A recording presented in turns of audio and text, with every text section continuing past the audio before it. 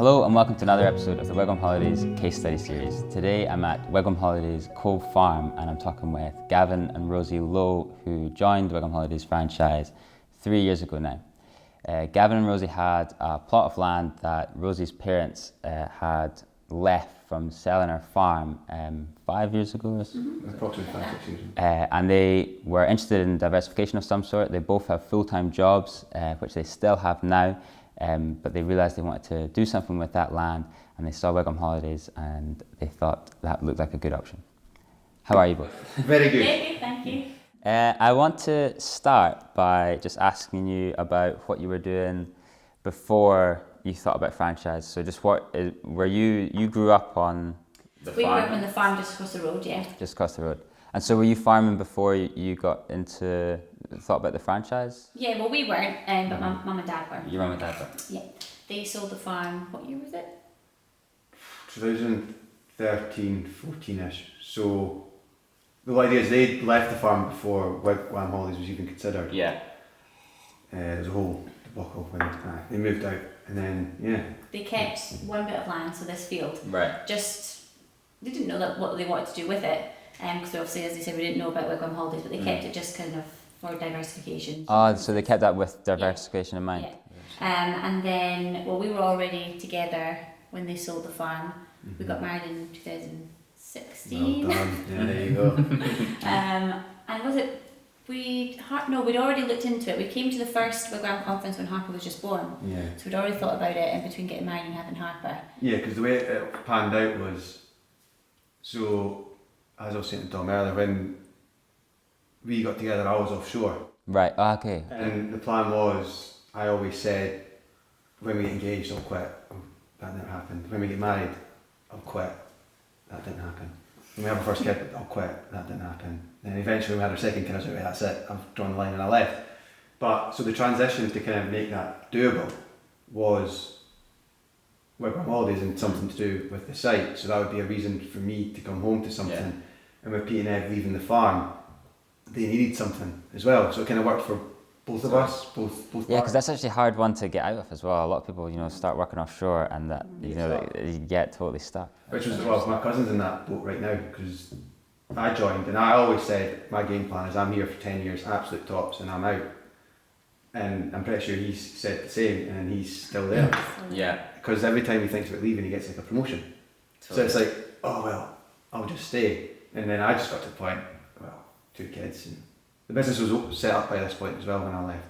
So it was like, I'm clasped onto nothing here, kind of thing. So we left. But yeah, the whole thinking about, I think it was so many random The things Highland we Show. talked about. But we talked to Charles before.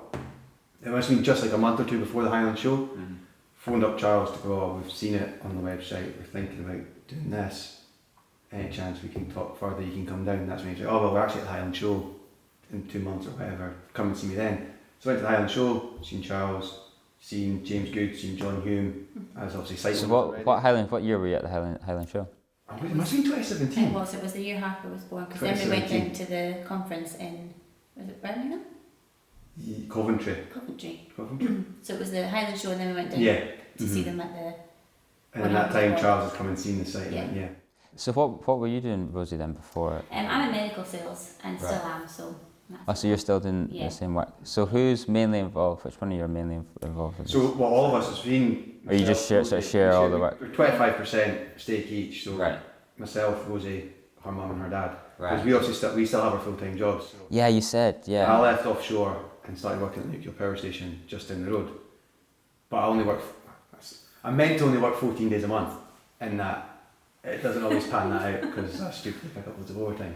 But yeah, I don't know. Like so, Pete and Ed kind of take care of the kind of front of house stuff, if you want to call it, like the cleaning, the welcoming guests, and all that kind of thing. So we were more the back of all things. backstage kind of. You do all the fun Financials, finance stuff. planning for expansions, any work we need on site, I'll kind of schedule that in, and this is when I'm going to do it. Kind of supply chain. And so was that always the intention as a sort of, it was you wanted to keep your jobs and this was going to be Yeah. something, Yeah. an additional source of income? Yeah. Yeah, because we enjoyed our jobs and stuff, and we love working on the site as well. But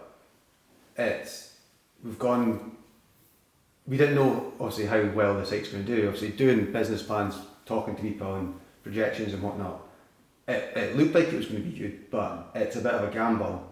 There's 4 of us as well. At the time we weren't sure, do we need, because all 4 of us to be on site? Not really, because we talked to, it was Ribble Valley I think in 2017, they just set up, and at the time it was just the husband. They had 5 cabins, but it was the husband kind of took care of 95% of the work, and we thought, well, if one guy takes care of 95% of the work, surely between the 4 of us We can do it. we can work. It's like we've got 1 extra cabin, so we can do it. And then It works out as well, because we play to our strengths in that you're, kind of good with numbers, finance, all that kind of hands stuff. as well. I know, All the we stuff. have our job. No, you get the boring stuff, but thank you very much. I do all like kind of the bookings and social media side of things, because mum and dad, I'm not putting they're not old, but as I know in that generation, they're not as savvy on IT. IT and whatnot. Numbers. So mum and dad are great at welcoming guests. They always get good reviews on how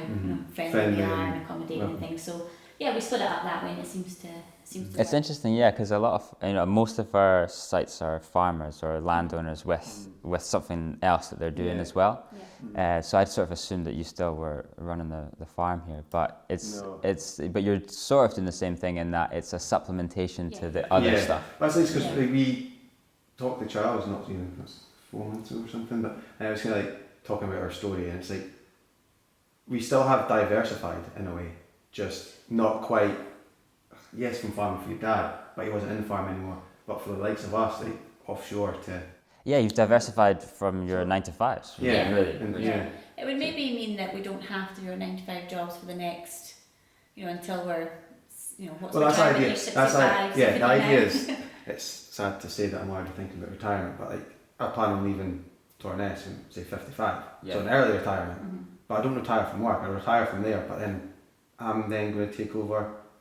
Literally pretty much everything down there. So this for you guys is, it's the same thing, but it's a different word. I've been looking into farm diversification a lot because that's very much our market.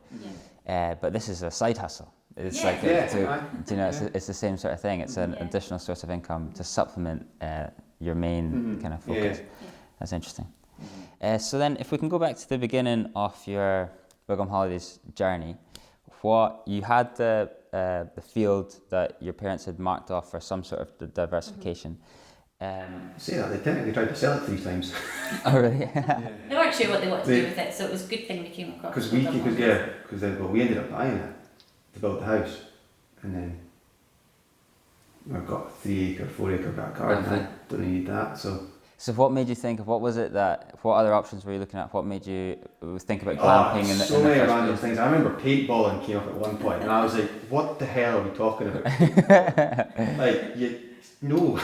But that was it. I think when it was weird. Because it was, I wouldn't say there was anything, it was just really, really random ideas like paintballing that kind of came up. There was nothing solid that seemed viable, and then it was all of a sudden, I think your mum just turned, Wigwam Holidays, they've got these wee cabin things, and it's like, oh right, okay, let's look at that, and then boom, that was it, like penny dropped, this is it, especially talking to Charles, and that was. So it wasn't like you'd thought about, maybe glamping, and then you were looking at glamping options. It was like you were thinking about absolutely everything, and then this one, our specific product came out. We seen Wigwam Holidays, and it kind of obviously then we started looking at you don't want to just jump straight into this, the first one you've seen, so we kind of dipped our toe elsewhere, but it was to other glamping options. Whereas I think we plunged head first. Once we kind of seen what else was around, plunged head first for Wigwam. Yeah.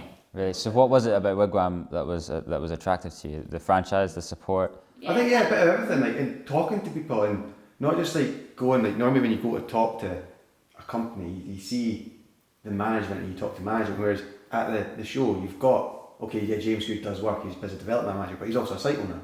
But then you had Sean Hume and I can't for the life of me remember the other guy. But they were there. Was it Patrick? Patrick, that's it, yes, Patrick. Yeah. And they're all just so enthusiastic about what they were doing, and and the product as well. You see the product and the brand. So that was a big factor as well. Actually, speaking to people who had done the same thing exactly. That's what I think this is actually a really good idea as well. So how hard then was it for you going from seeing us at the Highland Show or hearing about Wigwam Holidays to actually getting the day the cabins arrived, or the day that you had your first guest? What was that process like? Some ups and downs, but We didn't have that many. Yeah. The major one was Scottish Power. Power. There's a few teething issues, but the biggest stuff is we thought we had a hard journey. How long did it take you? Sorry, just quick. How long was it before from the initial deciding that this is what you wanted to do to actually getting up? We must have decided, say, the March 2017 or close to summer, anyway. 17. Seeing Charles and the team in July. Charles came down in the August. Our planning was in September. Wow, so that's pretty quick. And then we weren't open until July. We weren't able to start. Then planning permission came. So how long did the plan? Approval came in March the following year, so just over 6 months. But then they had some stipulations that we couldn't start the work until September. There were stupid things like, it's bird breeding season. You So can't start building. that takes you up till the end of August, so we can't do some. But we did Yeah. 3 ecological reports to try and get around this, but they took so long. By that point, it was middle of August anyway, so it was like I've got 2 weeks left. So. So it was about 2 years. So. Because it was What was the hardest part then? The planning.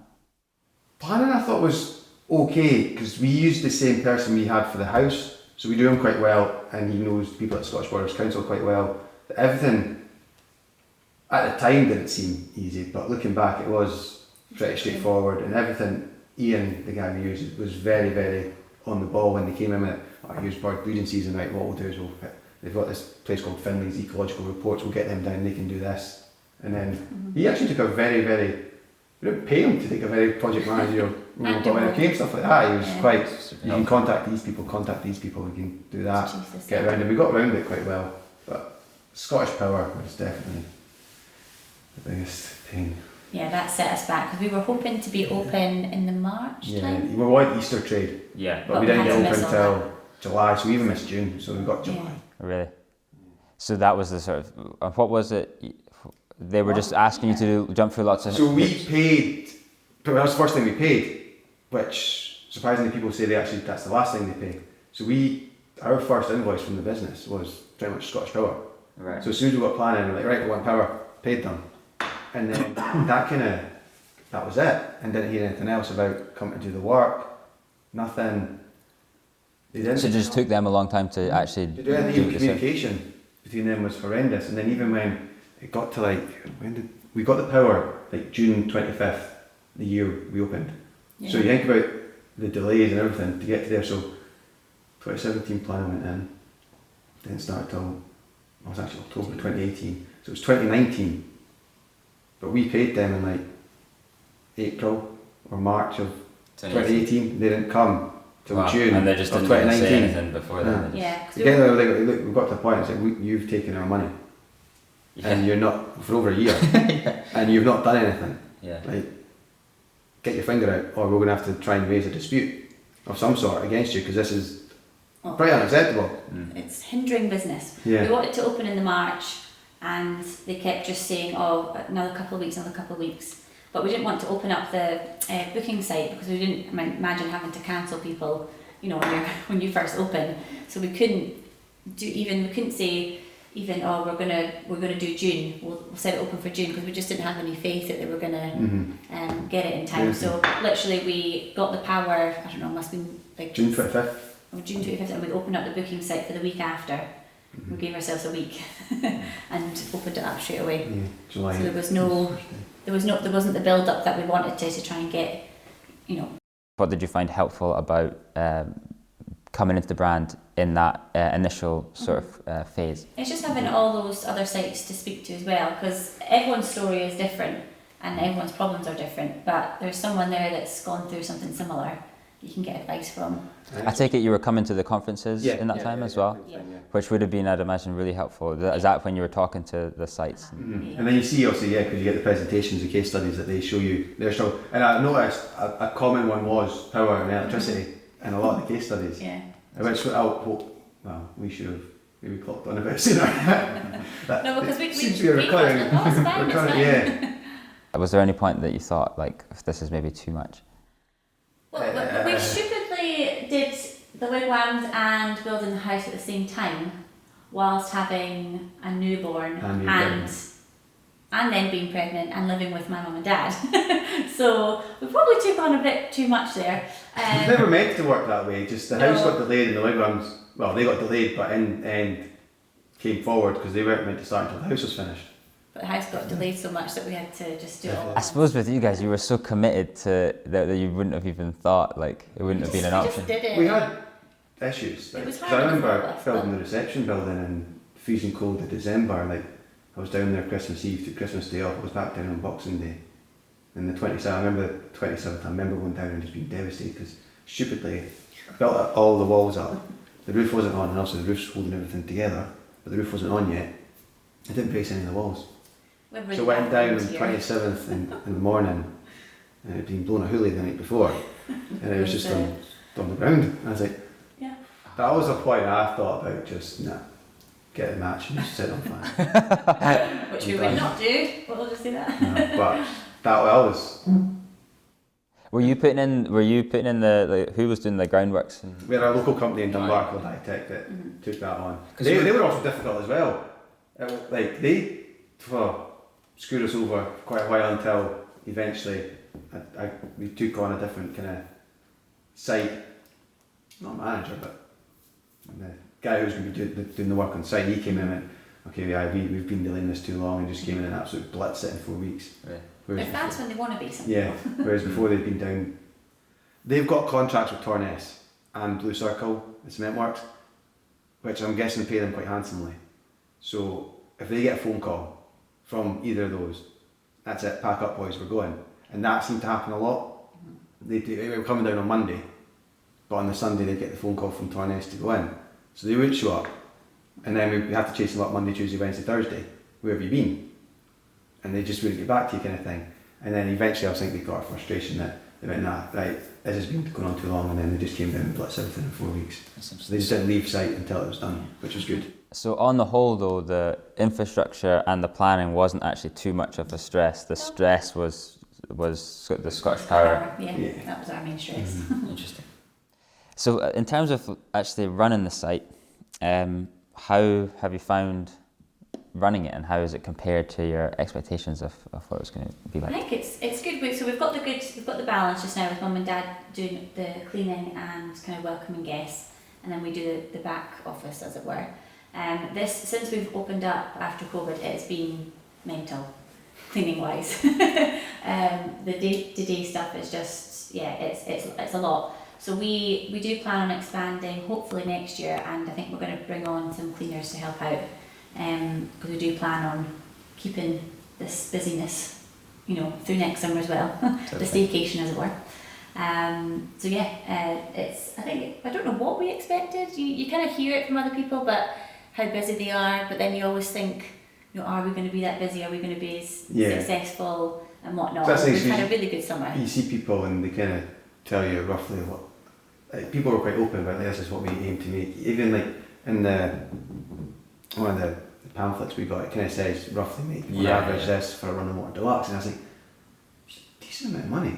Like, is it really like that? And then it was James Good was down showing us the booking system before we got up and running, and he showed us obviously the online booking tab. It tells you what you've taken, and that's what I've taken in 3 years. I was like, it must work then. And I thought this is quite good, and then we did a business projection, but then to get like a loan to do it. And I was like, I don't know, I just didn't really sit with me. And so I just really stripped it. It was too, you thought it was I thought it was quite too much. Yeah. I was like, that's quite impressive, that's seriously impressive. Yeah, it seemed unrealistic. So I was like, I'm going to strip this right back, and I went a lot, modest in the business plan. And then that worked. And I was like, well, that's based it on a lot less than what people are showing us that they are making and what Wigwam Holidays is going to make. Yeah. If it's working off this, it's definitely going to work off what everyone's claiming, and we've smashed our target. Right. It's smashed it. So it's a very successful brand in business. Well, that's it. What people need to realise when they're looking to join up is they might look at it and go, we're a new site though, so we're not going to do very well. Like, how do you get bookings in initially? you need to build up, customers. But Wigwam Holidays already have such a massive following that, when people they've been on Wigwam Holidays before holidays, they come and they just check out a new site. You've already got that massive following behind you to you just become a new location, an exciting new location that people immediately follow. Because that's the thing, imagine we set up a glamping site without Wigwam Holidays. Then we are starting from zero. Yeah. And you have to build up that. How are people going to find us? Like, what's going to happen then? But Wigwam Holidays already have that. Well, everything there. And you've got the team to help you set up your Instagrams, your Google business, your Facebook, and if you want something else, they'll help you set it up. So everything's there. You're not very limited knowledge, but I kind of know roughly how to set up a website, but I wouldn't be fantastic at it. And then, do you want to go to somewhere where the website looks so basic and dull? Yeah, whereas sourcing and all stands on website for us. Yeah. What do you enjoy most about the Wigwams? It sounds like you quite like the sort of business side of things a little bit, or just is it quite satisfying to just to be busy, to be making decent money? Yeah. It must be. It's satisfying. I do a sheet for mum and dad every week that obviously shows who's coming in, who's coming out, turnovers, etc. And if it's full, it's green, and it's obviously just blank if there's no one in. So it's nice for the last, I don't know how many ever months since we've opened, just to see green the whole way through. Green, I feel bad passing it to them, like that's a lot of cleaning for you to do, but I'm happy seeing it. I think just seeing positive feedback. Yeah. Like all the reviews you get, and it just shows that it works and you're doing a good job. Because sometimes, I wouldn't say you doubt yourself, but you kind of think, are we doing a good job? Is it as good as we? Because I don't know. I think I'm very ambitious, but I'm also a perfectionist. I hate anything going wrong. Then I'm also quite, what's the word? Not optimistic, but pessimistic. It's like, is it good? Is it not? But then you've got that feedback coming back from, definitely back, and then you see the booking come in. Yeah. People have been here and booked their next day while they're already on site, and stuff like that. It's nice to see, and I like the expansion side of things, like seeing the business going forward, seeing the business develop. Like we've been busy booking wise, but we've also not stopped adding things. Being excited about what it. Because we've got, and people do say you've got a lovely site, and I go, aye, we do. But because I know what I want it to be and I see it, I was like, just come back next year and you'll see so much more. Because it's just every time we just add something new. That it's quite good for us because it's good for the customers because we're constantly reinvesting the money that we've got coming in. Do you find that, because you're both working at sort of traditional, normal sort of jobs, is it quite satisfying with this as well, that this is your business, this is your project? Our baby. Yeah. Totally.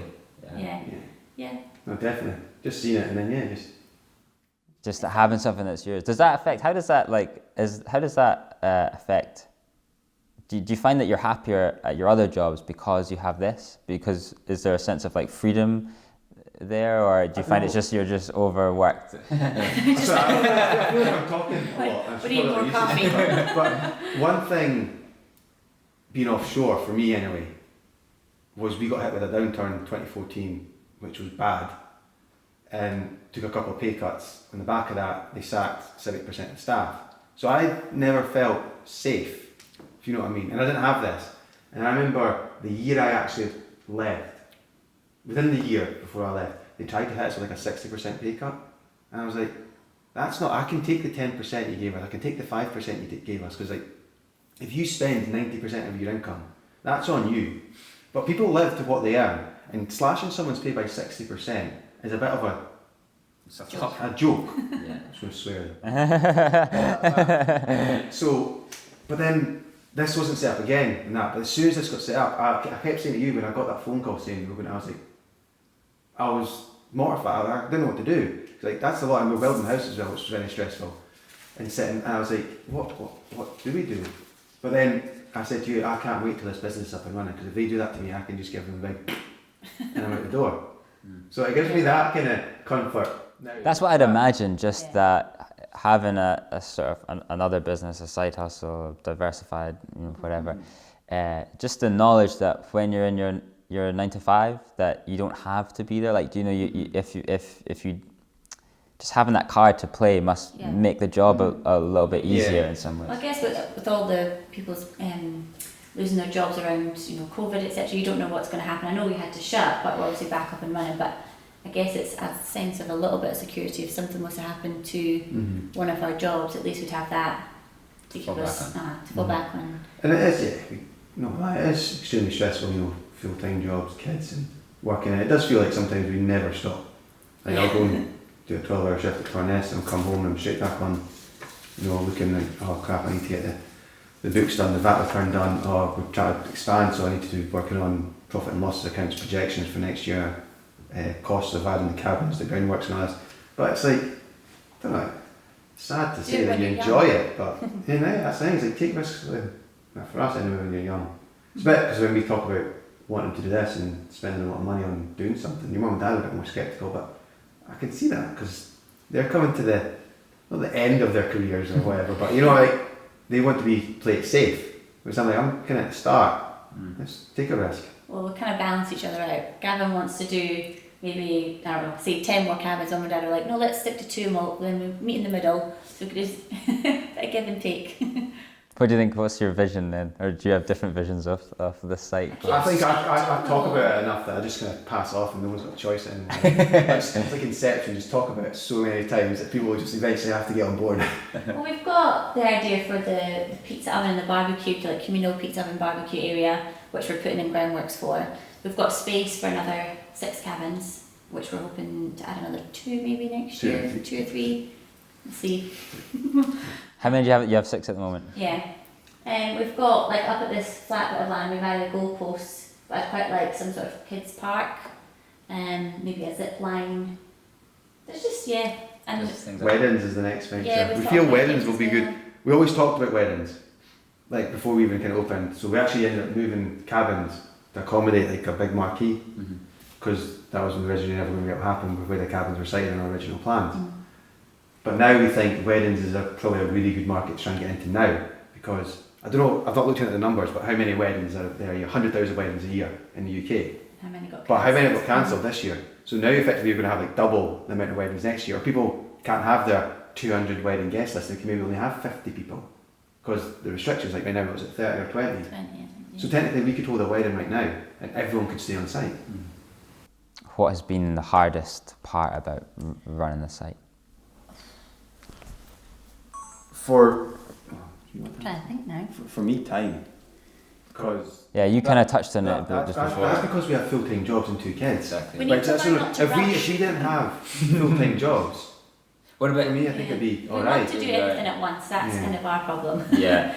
And we need to remember that we've got full-time jobs and kids as well. And we don't need to rush it because the site is doing really well. So what's been hard for you guys is actually just containing your just excitement. slow down a bit. Really. But I think that passes off when we talk to people as well, when people come to site and they see our enthusiasm and ambition, and and they talk about, it's a great site, and they're like, oh babe, we want to have this, and we do this, and they kind of see that and think, oh well, these guys actually, or keep going.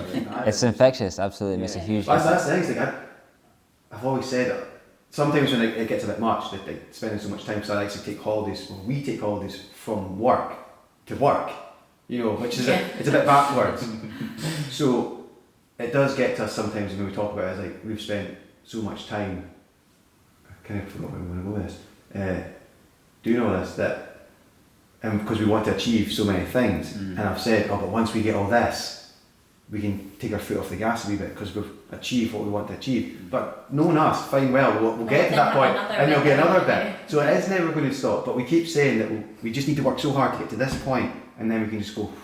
Do you quite like having that kind of, that eternal Yes, thing to and no, chase? sometimes I wish we didn't have it. Because I don't know what we'll do when we don't have it. Like we're We'll pushing so enjoy hard to what get we- something, what it's we like we built. get there, it's like, what's next? Because we always, that's the thing, is what's next. We always just want to keep going. I mean, the site has done so well the last, even, it was, the summer we opened, it was busy, and we couldn't, and that was because we joined, obviously, Wigwam Holidays, that's why it was busy, because obviously we didn't have, a following as such ourselves.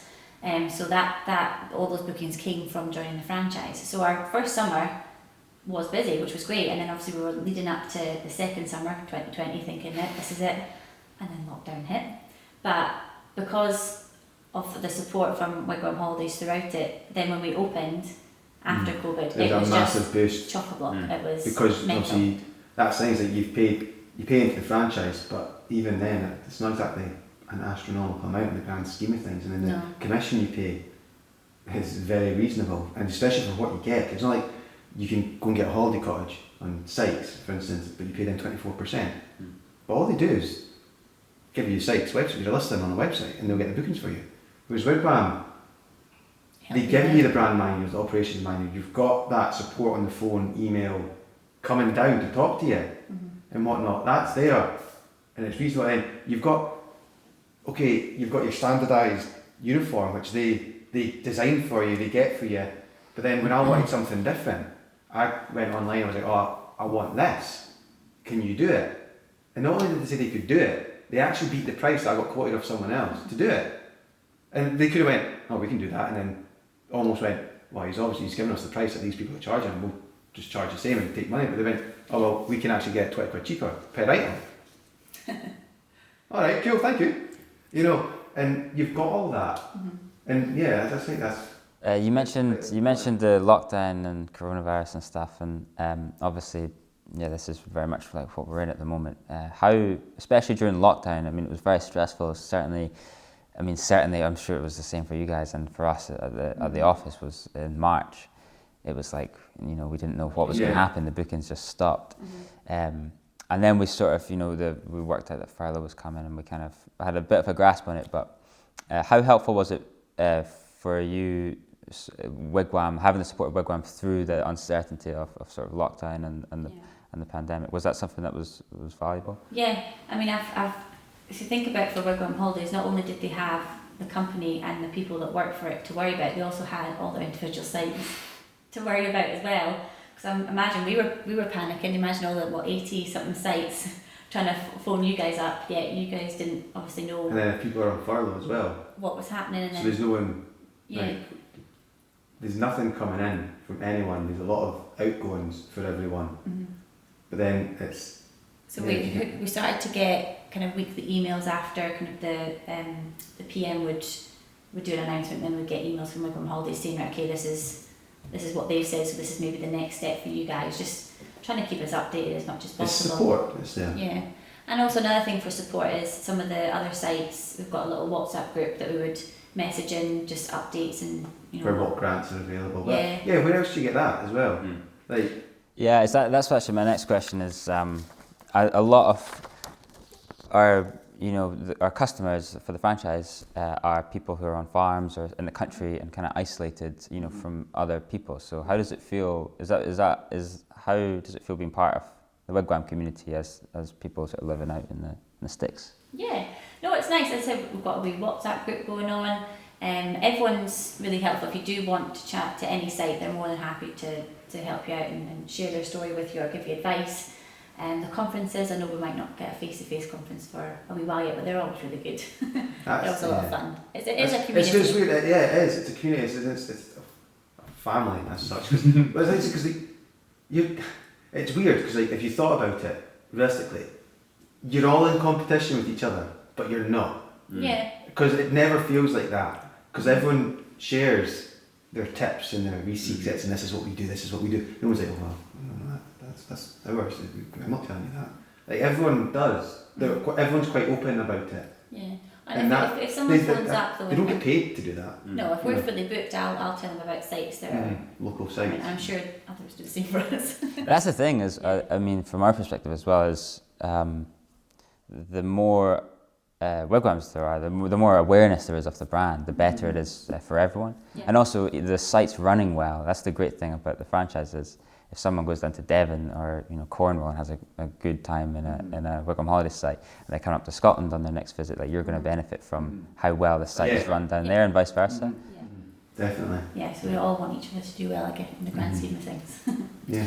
Finally, then, what advice would you give to someone in a similar situation to you guys? So I think what's interesting about the two of you is the fact that you're both working and were working normal 9-to-5 jobs. So what advice would you give maybe someone in a similar situation working a 9-to-5 who maybe has access or is thinking about getting a piece of land. Do it. Do it.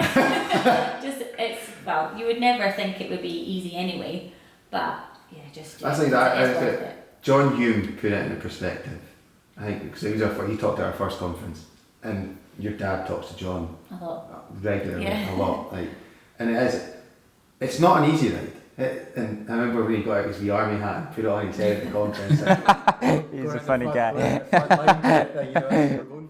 And he's right, it is. Is it easy? Is it not easy? Get me on a good day and it's easy. Get me on a bad day and it's, oh God. But it's that satisfaction and reward at the end of it. Yeah, it And then sure is. it's totally worth it. It is. The bad days are trumped by the good days, and to us, there's very few. No, bad you mean days. the good days are trumped by. No, the good days overcome the bad I days. know what you meant. There's a lot more. Make There's sure a you lot said more. it right. Saying bad days. There's not bad No. days. It might feel. No, the bad days are not That's on bad us days as well. on site. It's not. Like, Yeah, that's us. it's That's just overworked, I guess. Yeah. by But us. that's also that's not nothing to do with the site as such. That's just the way we've got it. Like I say, with full-time jobs and you can remanage, all right. And Well, that's the thing. I mean, because it's possible. I mean, Yeah. you're an example of that. It's possible to have a and that's full-time we job. we could and make have it a site. easier. Yeah. We could employ someone, and the business does well enough that you can easily justify having people to help you out if you Yeah. can't do it, if you do work too much, and then we just We'll get help soon. we will next year. And next year, if we add another 3 cabins, And we're we as won't have a busy as we choice. were, We don't then have a we have choice. to. We need Yeah. help, Yeah. and we will get help. So the plan would be get another 3 cabins, and then that'll afford you someone to manage. That's what I said to Pete and Evan. We're talking about it, and effectively even get another 2 cabins. The income from those 2 cabins should subsidise someone. So we'll say earn, even if the 2 cabins only covered someone, but then we're doing less of the work ourselves. We're making the same money. Yeah. The So it's pressure like of it. it kind of exactly. But then it gives us time to do more of the jobs. Like Yeah. took a week off work to do loads of groundworks, but I had to clean it at the same time. And it's like, well, if you've got someone in cleaning, you can then solely focus on, right, I'm doing this work, and then if I go through another electricity cable, I'll go through another electricity cable. Yeah, he almost killed himself, but there we go. Thank you very much for talking to me. You do really have a beautiful site here, and you have obviously done a great job balancing work and everything else. We try. Thank you very much. So thanks a lot. Thank you. Appreciate it. I Thank really you. appreciate that.